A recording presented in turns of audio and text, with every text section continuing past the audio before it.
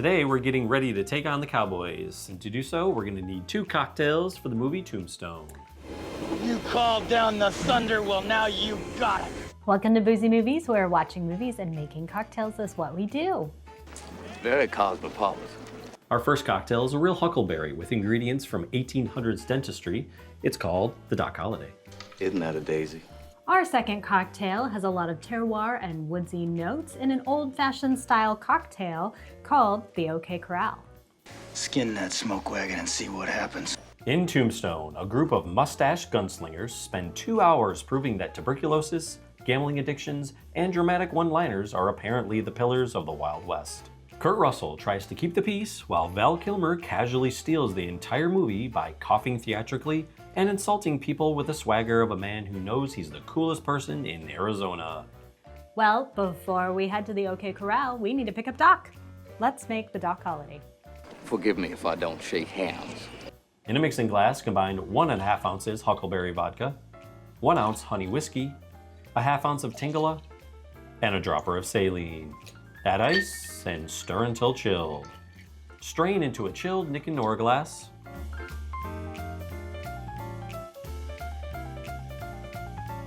And garnish with an electric daisy toothache flower. And here is the Doc Holliday. After you, my little daisy. Okay. I came across this Huckleberry vodka from Wild Roots, and when I came across it, I just knew that this was the cocktail and this was the movie we were gonna have to use it in. And whatever else is just gonna have to fit around it, but that was gonna have to be the base of the drink because he has the very, very famous line. I'm your Huckleberry.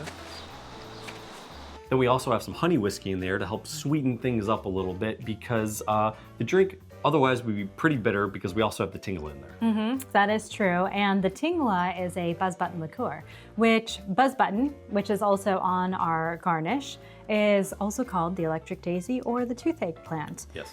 Is that a fact? The buzz button or toothache plant was very important back in the 1800s because it was used in dentistry to kind of numb your mouth. That's a fact. He was a kind of a skilled surgeon Yeah. in dentistry down in Texas until, of course, he came down with tuberculosis. Right. Continued to practice until, of course, his cough was too much. Well, that's the rumor. Another thing that is important as a form of medicine is honey. That was often used in the Wild West for medicine as well as to sweeten cocktails. Whatever do you mean? The honey whiskey is a great match with that huckleberry. Huckleberry is a very tart berry, Yeah. a lot like a cranberry. The cranberry is a little bit more citrus. Huckleberries have kind of deeper berry flavors, Yeah. a little bit more grassy notes, things like that. Nonsense. Along with the Tingala, there's other flavors within there. There's clove, nutmeg, some cinnamon, warming spices in that Tingala. Can you feel it? And it is a creeper. So we've used Tingala a fair amount on this channel, and you start getting this little sort of buzz, almost numbing effect, like in your mouth and in your tongue and everything. I just don't think I could bear it. It's really fun, and it does provide this wetting effect in your mouth where it makes you salivate, also kind of this interesting sort of drying effect as well on your Yeah. palate. And that may be its reaction because we've used it before where it's like truly just wetted. That might be a reaction with the huckleberry. An enchanted moment. So there are these really fun shots that are served in like Lodo down in Denver. And what they do is they serve you it with a side of a buzz button. I don't remember them coming fresh. I feel like they came kind of on the drier side. Okay. These I grew, and so here we have fresh buzz buttons. And what we're gonna do is we're gonna gnaw on one, Say when. and then See what happens. and then take a drink. Cheers. Grassy flavors, sentimental of like some really tasty celery. Honestly, Yeah. I get that. tastes like Ooh, celery. Get that. Yeah, are you starting to feel Wow, the power? the The tingle. power. You better go easy on that stuff. My tongue right now is like, zzz, like it's wild. Well, way more than just the Tingala is on its own. And man, the salivating and everything. So I definitely think this could be used in dentistry. I'm feeling it like all over my tongue for sure. Yeah. Upper palate, it's like creeping to the sides. and I can definitely taste some very floral notes, like if you were chewing on a daisy. You're a daisy if you do. Now that we're buzzing, literally and figuratively, I think it's time to make our way down to the OK Corral.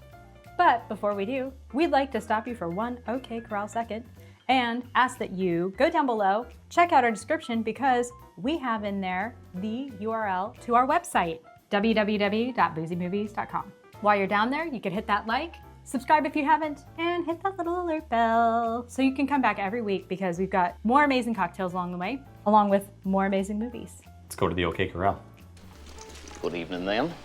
In a mixing glass, combine 2.5 ounces Aspen Aged Rye, 3/4 of an ounce Walnut Liqueur, 1/4 of an ounce smoked simple syrup, 1 dash of walnut bitters, and 1 dropper of saline. Add ice and stir until chilled. Strain into a rocks glass with a sphere, and drop in edible bullets for effect. Here we have the OK Corral. We wanted to make this a pretty simple cocktail, an old-fashioned cocktail, because that's what they were serving at the Crystal Palace a lot of times. You're not gonna find a better deal within town limits. We've got Aspen Aged Rye in there. That comes from Colorado. It's got a lot of citrusy, spicy, kind of grassy aspen flavor. Really delicious in that rye. I don't know, sounds pretty good. And then we mix it with some walnut liqueur, which we got from Grand Rapids. Yeah, it's the Long Road Distillery in Grand Rapids. First time using it. We used a different walnut liqueur in the past. Yeah. This one, yeah, it goes really well in this cocktail. I like it. Sure, stranger. That's easy for you to say. It's got, ooh, I love it. Yeah. It's got some really nice but light walnut flavor. A little bit of warming spices in there, just a tiny bit, only a touch. I can barely get like some like nutmeg in there. It makes it like toasty, roasty in your mouth. I'll remember you said that. Then we also have the smoked simple syrup in there, which was kind of a must because obviously the OK Corral, there was a lot of gun fights and shooting and stuff. So we were like, let's add something smoky. We could have done like a spritz of mezcal or even added mezcal, but kind of smoking out the simple syrup is really fun because you get the smoky, but it's also, you know, sweetens it up a little bit. Look at that. And this makes it taste like wood. Like, I feel right. like I'm licking a plank almost. Yeah. But in a good way, a really good way. We also added saline, of course, to bump up that flavor. And then just 1 drop of walnut bitters. We have messed with 2 dashes of walnut bitters. And it was too many. It was too many, Yep. 1 too many. And so just 1 drop of the walnut bitters and you get yourself this wonderful cocktail that is reminiscent of walking into, you know, a corral or a barn or something that's just like old wood. You're an oak. We didn't really know what to garnish it with, and then you came up with this great idea to do bullets made out of chocolate. So what I did is I found some silicone bullet molds. I dusted it with some edible glitter and then filled it with some tempered chocolate, and there you go. Satisfied? Now the shootout at the OK Corral is kind of dubbed one of the most famous shootouts in history. Yeah, name another one. I'm trying to think. Nothing comes to the top of my mind. It is taking place in the Wild West, and things were literally wild in Tombstone when 2 different political parties had basically dubbed 2 different groups, the Earps and the Cowboys, as the law enforcing group. Oops. These 2 different groups of lawmen decide to have it out at the OK Corral because Virgil's like, You're damn right I'll risk it. They're breaking the law. so then they go and boo-doo-doo-doo-doo, boo, boo, boo. Wrong movie. Yeah, well, it was interesting how it's portrayed in the movie, like the research that we've done. The Earps are definitely presented with Doc Holliday as sort of the heroes, and the Cowboys are obviously the villains. Yeah. And I think there's different perspectives of how the shootout went. Even was the shootout lawful? That is a hell of a thing for you to say to me. I love the movie and the way everything is presented in the movie, but that is the Hollywood version. Yeah. It's interesting. You should actually do some research and read about it just to hear sort of the both sides of the story. Yeah, it could be a case of the survivors get to write the story. You may indeed, if you get lucky. All right, so why don't you bring in the other cocktail? And I thought it was a great movie, but I want to know more about why it's considered a classic. Yeah, I mean, just in my eyes, one of the best Westerns ever created. I mean, I know people really like some of the old school Western films, but this one, just the cast itself, Kurt Russell, Sam Elliott, Bill Paxton, Powers Booth, Michael Biehn, and of course, Val Kilmer. And Val Kilmer does steal the show. And I think at the time when it came out, it probably wasn't really appreciated as much, but over time it's gained this sort of cult following where you hear the lines, Yes, right? And you're yeah. like, oh, that's where that's from. Everybody knows the lines, and that's kind of my experience because I've only just recently seen it, where I knew a bunch of these lines, but I didn't know where they came from. Me neither. So I thought Val Kilmer's performance was so impressive, and I was kind of blown away that he didn't win the Academy Award for at least Best Supporting Actor. Wasn't even nominated. And a lot of times when that happens, I'll go back and I'll look and see who was nominated. And this year, it was some stiff competition.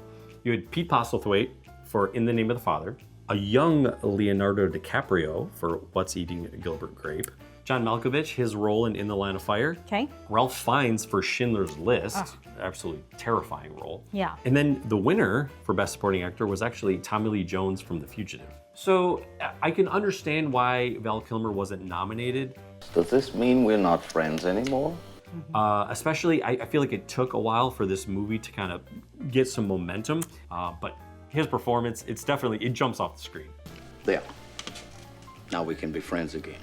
So we have 2 delicious cocktails here for this Western. If you want to look back in our catalog, we've got another set of cocktails for the good, the bad, and the ugly that we'd love for you to try. But also, let us know down below, what is your favorite Western and what do you want us to make cocktails for? We would love to hear from you, or go to our website because we have a little box where you can fill that out and it comes to us directly. I don't have time to be proper.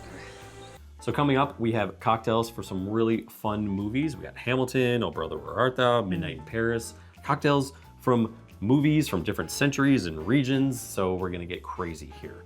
But before we get too crazy, we're gonna need to cheers and get out of here. So on that note, we'll see you next week. We got 2 more cocktails and obviously another great movie. Yes. Cheers. Cheers.